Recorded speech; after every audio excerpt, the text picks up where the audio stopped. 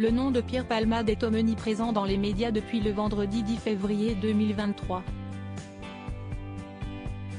Ce jour-là, le comédien s'est retrouvé propulsé malgré lui en une de l'actualité, en raison de l'accident de voiture dans lequel il fut impliqué.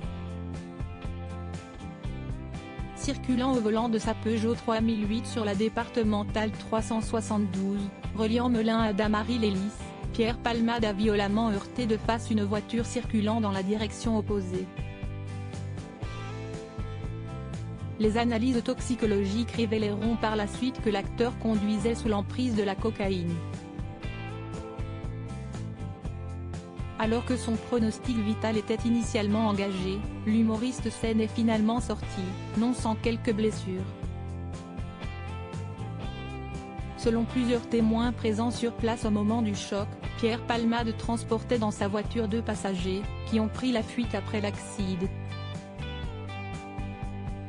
Ces derniers sont ensuite passés récupérer leurs affaires chez l'humoriste, avant de partir en direction de Paris. Depuis, la police a retrouvé l'un des 2 passagers, tandis que l'autre est allé se rendre de lui-même aux autorités. Contrairement à Pierre Palmade, qui fut mis en examen pour homicide et blessures involontaires par un conducteur sous l'emprise de stupéfiants, les 2 hommes, respectivement âgés de 33 et 34 ans, ont été placés sous le statut de témoins assistés. Pierre Palmade, il y a des morts, des blessés, je vais mourir ? Dans le cadre de son audition par la police, l'un des 2 passagers de Pierre Palmade, baptisé Sam Bouger,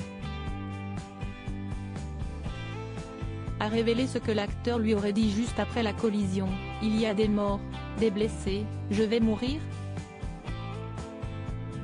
Pour mémoire, cet homme avait été condamné seulement 8 jours avant l'accident du vendredi 10 février 2023 pour trafic de stupéfiants. La justice lui avait par ailleurs interdit d'entrer en contact avec Pierre Palmade. De son côté, le comédien a été placé sous contrôle judiciaire, et assigné à résidence au sein de l'hôpital Paul Brousse de Villejuif, où il est traité pour son addiction.